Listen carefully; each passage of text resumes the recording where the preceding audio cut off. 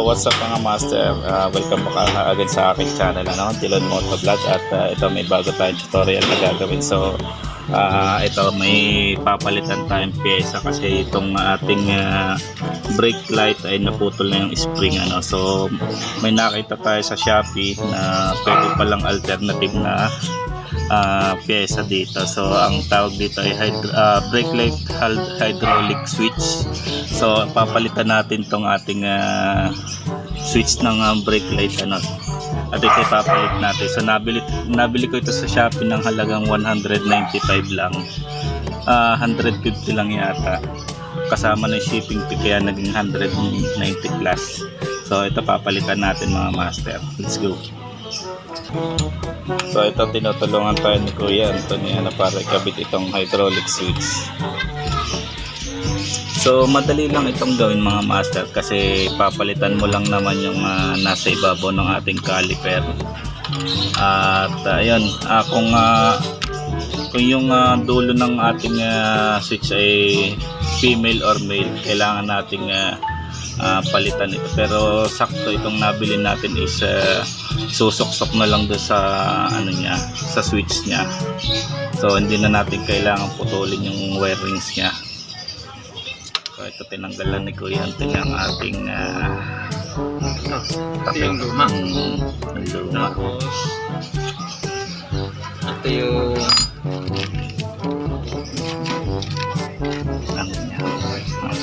lock sa taas. So sa mga nasisiraan ng mga switches ng kanilang ng inyong mga brake light, may alternative na pyesa na pwede nyong ipalit dyan sa mga switch. Yan, ito ipapalit na natin. Tingnan natin kung kakasya. Kasya naman. Ang lang natin, tingnan natin kung magbi-bleed pa ba tayo o hindi na. Ang tingin ka kailangan nating mag-bleed dyan kasi nabawasan yung hangin niya. Napasukan ng hangin.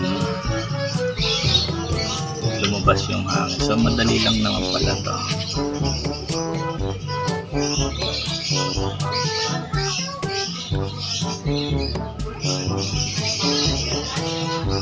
Ang magiging diferensya dito sa iba kasi yung napanood ko sa YouTube, sniper caliper niya, pinutol niya yung connector niya kasi female yata yung basta pinagpalit niya yung sa stock niya, tapos kinabit niya doon sa hydraulic switch. So yun lang yung nakikita kung hindi magtutugma yung nabili niya sa Shopee.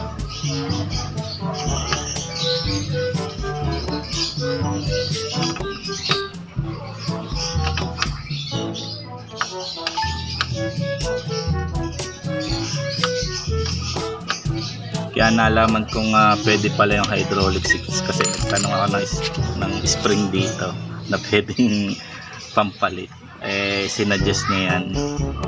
Mukhang mas okay yan kaysa sa mga spring. Saan ba? Nasa ilalim ko yan, nandito dyan ko pinadaan. Yan, nakalabas na pala.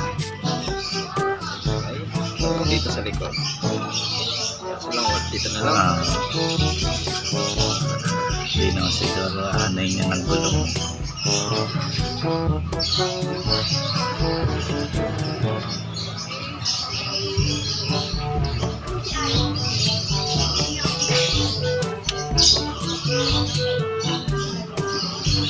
A few moments later.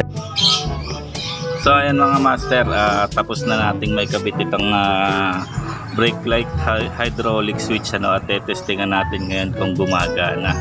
So ayun, tatandaan lang natin mga master, kung magpapalit tayo dito, i-check nyo kung yung dugtungan ng switch nyo is female or female, kasi yun yung magiging problema nyo pag namali kayo ng bili sa Shopee or sa Lazada, kasi may female at may male na connector siya dun sa wiring. So yun lang yung titingnan nyo bago kayo bumili ng ganitong hydraulic brake light switch. So ito testingan na natin mga master. madali lang siyang ikabit mga master. Pwedeng kayo na rin yung gumawa. Pwedeng wag nyo nang iupa sa mga mekaniko kung ano, kasi sobrang dali lang niya. So ito, tetestingan natin ngayon kung gumagana ba.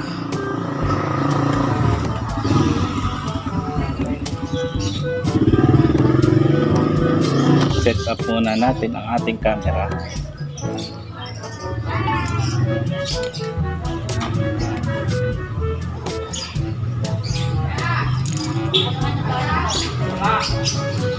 So ito mga master, testingan na natin.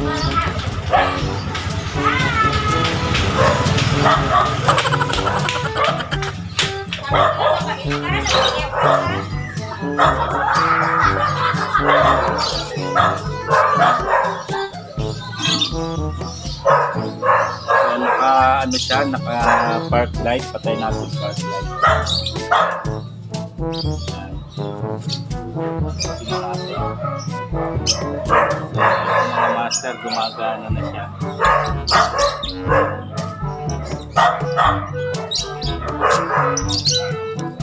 So ayan mga master, gumagana na siya. So ang gagawin nyo lang pag naikabit nyo na ay tanggalin nyo lang yung hangin na pumasok sa brake fluid nyo mga master, sa caliper nyo sa hose.